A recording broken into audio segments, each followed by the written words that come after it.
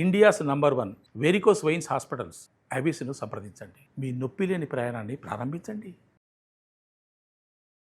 Hi Srinidhi. Hi అక్క. శ్రీనిధి, లైఫ్లో inspiration అన్నది చాలా మందిని చూసి తెలుసుకోవచ్చు. అంటే రోడ్డు మీద వెళ్ళే భిక్షగాడు కూడా మనల్ని ఏదో ఒకటి నేర్పిస్తాడు. ఒక్కసారి అటు చూసామనుకో మనకు అనిపిస్తుంటుంది, ఏ జన్మలో వాడేం చేసుకున్నాడో అలా ఉంది వాడి జీవితం, ఏ జన్మలో మనమేం పుణ్యం చేసుకున్నామో ఈ తల్లిదండ్రులకు పుట్టి మన జీవితం ఇలా ఉంది, దేవుడా నాకు అలాంటి జీవితం ఎప్పుడూ రాకూడదు.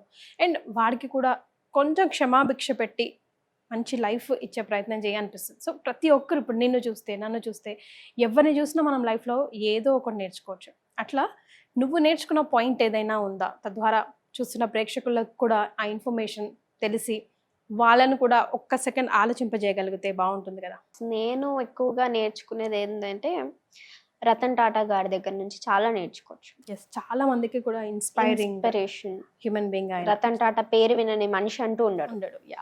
సో మన దేశంలోనే కాదు, వరల్డ్స్ 3rd రిచెస్ట్ పర్సన్ గా ఆయన రావచ్చు. బట్ ఇప్పటి వరకు రాలేదు. ఎందుకంటే తన కంపెనీలో ప్రాఫిట్ లో 66% అంతా చారిటీకి డొనేట్ చేస్తారు. ఇవన్నీ మనకు తెలిసిన విషయాలు. సో తనకి సంబంధించిన కొన్ని విషయాలు తెలుసుకుందాం ఇవాళ. ఏంటంటే రతన్ టాటా గారు చిన్నప్పటి నుంచి 10 years వరకు తల్లిదండ్రుల దగ్గర పెరిగాడు. సో 10 సంవత్సరాలకి వాళ్ళ పేరెంట్స్ కి డివోర్స్ అవ్వడంతో తన నాన్నమ్మ దగ్గర పెరగాల్సి వచ్చింది. అమ్మా నాన్న ప్రేమకి దూరం అయ్యి తన నాన్నమ్మ దగ్గర పెరగాల్సి వచ్చింది.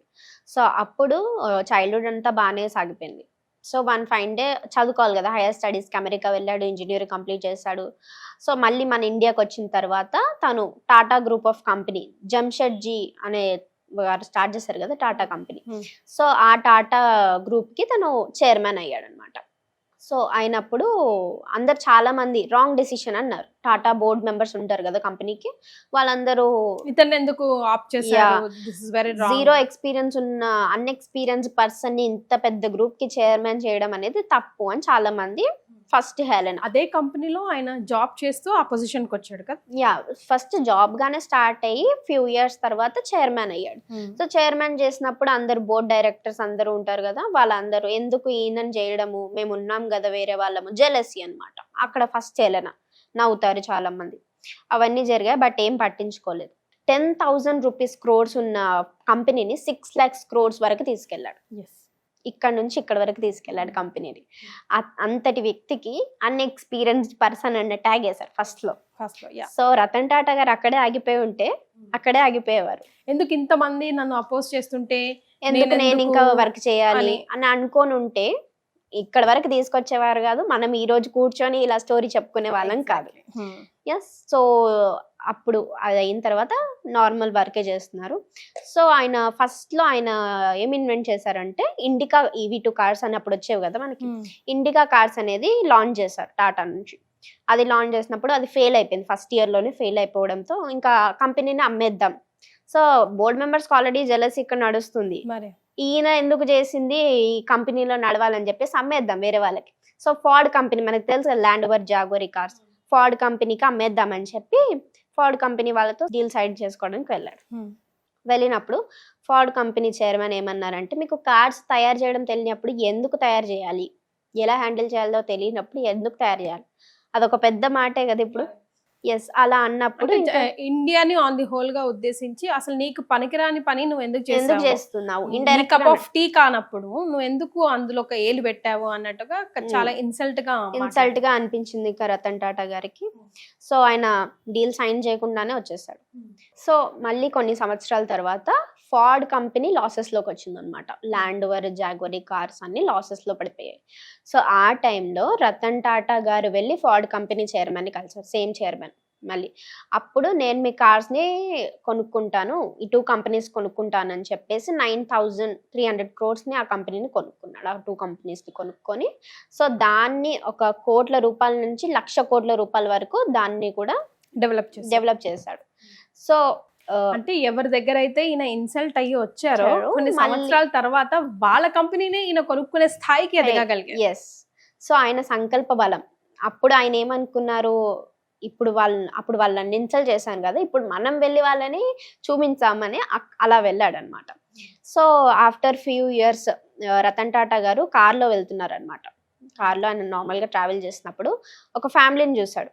బండి మీద వాళ్ళు వర్షంలో ఉన్నారు, బండి మీద ఒక 4 మెంబర్స్ అలా స్ట్రగుల్ అవుతున్నారు, బైక్ పైన వెళ్ళడం కష్టం కదా, అలా సరిపోక సరిపోక అయిపోయి పడుతూ స్ట్రగుల్ అవుతూ వెళ్తున్నారు. ఇంకా అది చూసిన రతన్ టాటా గారు నేను ఇక్కడ కార్లో హ్యాపీగా డ్రైవ్ చేస్తూ వెళ్తున్నాను, వాళ్ళు మాత్రం అక్కడ కష్టపడుతున్నారు, నేను ఉన్నంత హ్యాపీగా వాళ్ళు కూడా ఉండొచ్చు కదా, అందరూ కూడా హ్యాపీగా ఉండాలి, ఇండియా బాగుండాలి ఆయన సంకల్పం అని. ఆయన ఒక్కరే బాగుండాలి నా ఫ్యామిలీ అని అనుకోలేదు, మనలాగా ఇండియా అంతా బాగుండాలి, ప్రజలంతా బాగుండాలి అని అనుకున్నారు. ఒక లీడర్ క్వాలిటీస్, లీడర్షిప్ అని చెప్పొచ్చు. సో అది ఆలోచించి నా ఫ్యామిలీని చూసి ఒక మిడిల్ క్లాస్ వాళ్ళు కూడా, పేదవాళ్ళు కూడా ఒక కార్ని కొనుక్కోవచ్చు అన్న దాంట్లో నానో కార్స్, మనకి తెలుసు టాటో నానో కార్స్, అది సృష్టించాను అనమాట. 1 lakh రూపీస్లో చాలా మంది ఇంజనీర్స్ పిలిచారు, ఇంజనీర్స్ ని పిలిచి 1 lakh కార్స్ లో 1 lakh రూపీస్తో కార్స్ ని చేద్దాము అని అన్నారు. కానీ చాలా మంది 1 lakh తో కార్ బిల్డ్ చేయడం కష్టం సార్, సారీ అని చెప్పి చాలా మంది వెళ్ళిపోయారు. బట్ రతన్ టాటా గారు ఎవరి మాట వినరు కాబట్టి, ఆయన సంకల్పం గొప్పది కాబట్టి, చాలా ఫస్ట్ లో అది ఇన్వెంట్ చేసినప్పుడు కూడా ఫస్ట్ ఇయర్ ఫెయిల్ అయింది, కొంచెం ఫెయిల్ అయింది, బట్ మళ్ళీ దాన్ని ట్రై చేశారు. అది టాటా నానో కార్స్ మార్కెట్లో వచ్చిన తర్వాత కూడా చాలా క్రోర్స్ ఆఫ్ రూపీస్ నష్టం.